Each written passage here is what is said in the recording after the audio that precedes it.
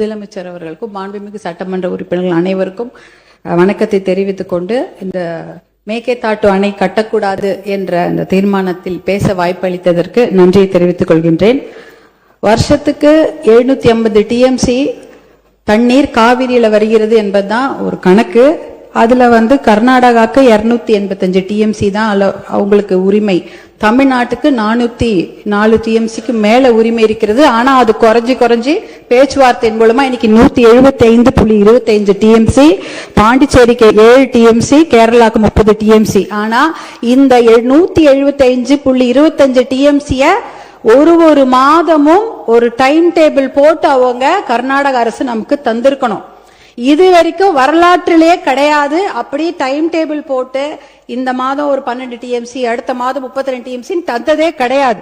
நமக்கு ஜூன் மாசம் 9.18 டிஎம்சி தண்ணீரை கர்நாடக அரசு நமக்கு திறந்து விட்டிருக்க வேண்டும். ஆனால் கடந்த ஜூன் மாதம், அதாவது இந்த 2026 2 மாசத்துக்கு முன்னாடி அவங்க திறந்து விட்ட தண்ணீருடைய அளவு 2 டிஎம்சி தான். ஜூலை மாசம் 31.24 டிஎம்சி தண்ணீர் திறந்து விட்டிருக்க வேண்டும்.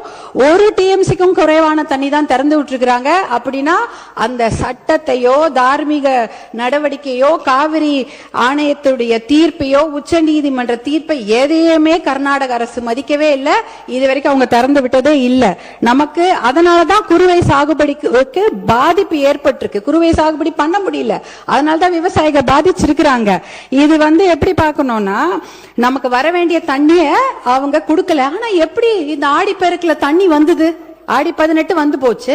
ஞாயிற்றுக்கிழமை எல்லாரும், திங்கக்கிழமை எல்லாம் சேலம், தருமபுரி மாவட்டங்கள் ஆடிப்பெருக்கு விழாவை கொண்டாடி இருக்காங்க. இந்த காவிரி தண்ணி எங்க வந்ததுன்னு யோசிக்கலாம். ஆனா அது காவிரி தண்ணி கர்நாடக அரசு நமக்காக கொடுத்த தண்ணி கிடையாது. கேரளால, வயநாட்டுல பயங்கரமா மழை பெஞ்சுது. அந்த வெள்ள நீர், அதிகப்படியான அந்த வெள்ள நீரை தான் அவங்க கபினி அணையில தேக்கி வைக்கிறாங்க. அந்த தண்ணி கபினி டேம் ஃபில் ஆயிடுச்சு. ஃபில் ஆனதுனால வேற வழி இல்லாம தான் தண்ணி, உபரி நீர், வெள்ள நீர் தான் நமக்கு திறந்து விட்டுருக்காங்க. ஹாரங்கியில இருக்கிறதோ, ஹேமாவதியில இருக்கிறதோ, கேஆர்எஸ்ல இருக்கிற கிருஷ்ணராஜசாகர் டேம் தண்ணி அவங்க திறந்து விடல. அது முழுக்க கர்நாடக மாநிலத்தில் அந்த பெய்யக்கூடிய மழை, அந்த காவிரி நதி நீரை அதை தேக்கி வச்சுட்டாங்க. இது கேரளால இருந்து வர வேண்டிய தண்ணி தான் வேற வழி இல்லாம கபினி மூலமா நமக்கு வந்திருக்குது. அதனால அவங்க மனசு சட்டப்படி திறந்து வைக்கல, ஆணையத்தோட தீர்ப்புப்படி திறந்து வைக்கல. அவங்க தண்ணி, அதிகமான வெள்ள நீர் அவங்க ஊர்ல வந்துடக்கூடாதுன்னு தான் திறந்து வச்சிருக்கிறாங்க. இன்றைக்கு நம்மளுடைய சட்டமன்றத்துல ராஜ்யசபா, அதாவது பாராளுமன்றம் நடந்து கொண்டிருக்கிறது. பாராளுமன்றம் நடந்து கொண்டிருக்கும் போது முக்கியமான 10 கேள்விகளை மருத்துவர் அன்புமணி ராமதாஸ் அவர்கள் ராஜ்யசபால கேட்டிருக்கிறாரு. அந்த ஒரு கேள்விக்கு தான் அமைச்சர் பதில் சொல்லி இருக்கிறாங்க. முதல் மடை மாநிலம் கடைமடை மாநிலத்துக்கிடம் அனுமதி கேட்கணுமா, கேட்க கூடாதா, இல்ல கேட்டுட்டு இவங்க இந்த மேகேதாட்டு டேம் கட்டுறாங்களான்னு ஒரு கேள்வி எழுப்பி இருக்கிறாங்க. அப்பொழுதுதான் நாங்க அமைச்சர் பதில் சொல்லி இருக்கிறாரு. முதல் மடை மாநிலங்கள், அதாவது கடைமடை மாநிலங்களான தமிழ்நாடு போல மாநிலங்கள் கிட்ட முதல் மடை மாநிலங்கள் அனுமதி கோர தேவையில்லை என்ற ஒரு தகவலை டெல்லியில அந்த அமைச்சர் சொல்லி இருக்கிறாங்க. இந்த கேள்வியை கேட்டதே மருத்துவர் அன்புமணி அவர்கள் தான் ராஜ்யசபால. அடுத்த கேள்விக்கு அடுத்த நாள் இன்னொரு அமைச்சர் பதில் சொல்றாங்க.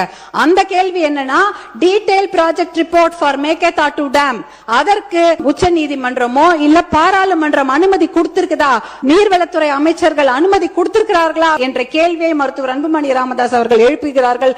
அந்த கேள்விக்கு தான் நீர்வளத்துறை அமைச்சர், மத்திய அரசு நீர்வளத்துறை இணையமைச்சர் பதில் சொல்லியிருக்கிறாரு. அப்படிப்பட்ட விரிவான தகவல் அறிக்கை டிபிஆருக்கு எந்த அனுமதியும் பாராளுமன்றம் தரவில்லை, அமைச்சகம் தரவில்லை என்ற பதிலை சொல்லியிருக்கிறாங்க. இந்த கேள்விகளை கேட்டு பதிலை பெற்றதே மருத்துவர் அன்புமணி அவர்கள் தான். அப்படி இருக்கும்பொழுது அவருடைய சஜஷன் என்ன, அனைத்து கட்சி கூட்டத்தை கூட்டுங்க, ஒரு ஒற்றுமையான ஒரு நிலையை எடுத்துட்டு போய் நம்ம டெல்லியில போய் பார்க்கணும் என்ற அந்த சஜஷன் தான்.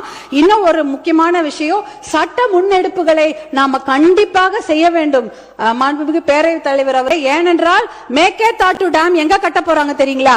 நம்ம தமிழ்நாடுல இருந்து 4 கிலோமீட்டர் தூரம். இந்த மிச்ச டேம்லாம் எங்கேயோ தள்ளி 200 கிலோமீட்டர் 300 கிலோமீட்டர் தூரத்துல இருக்குது. கர்நாடக அரசு proposed site for construction of Meketatu Dam is just 4 kilometers away from our state Tamil Nadu.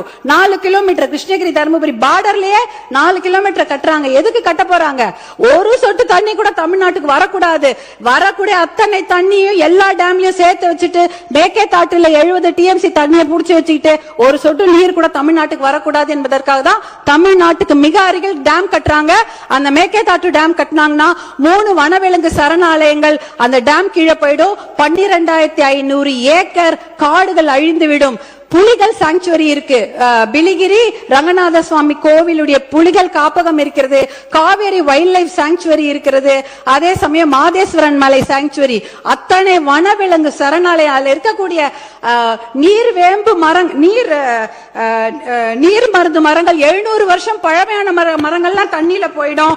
நீர் நாய், சாம்பல் நீர் ஆட்டர்ஸ், அப்புறம் மகாசீர்னு மயில் கண்ட மீனுங்க, 4 கொம்பு மானு எல்லாமே அழிஞ்சிரும். இதெல்லாம் அழிச்சிட்டு தான் மேகேதாட்டு டேம் கட்ட போறாங்க. சுற்றுச்சூழல் பாதிப்பு மிகப்பெரிய அளவில் இருக்கும். இதற்காக சுற்றுச்சூழல் கேஸ நம்ம நிறைய போட்டு இந்த டேம கட்ட விடாம நம்ம தடுத்தணும். 2 ஆப்ஷன் தான் தலைவர் அவர்களே. ஒன்னு மேகேதாட்டு டேம் கட்டணும், இல்ல மேகேதாட்டு டேம் கட்டக்கூடாது. இதுல நடுவுல என்ன முயற்சி? we don't need the dam, அவ்வளவுதான். no dam, no need of the dam. இதுக்கு நடுவுல முயற்சி என்ன இருக்கு? அந்த முயற்சியே தேவையில்லைங்கிற. மேகேதாட்டு டேம் கட்டக்கூடாது, அவ்வளவுதான். இதுல நடுவுல இந்த நான் முயற்சி பண்றதுல தேவையில்லாத ஒரு விஷயம். அனைத்து கட்சியை கூட்டத்தை கூட்டி கண்டிப்பாக ஒரு ஒத்த முடிவோட நம்ம டெல்லிக்கு போக வேண்டும் என்பதுதான் பாட்டாளி மக்கள் கட்சியின் கோரிக்கை. மிக்க நன்றி.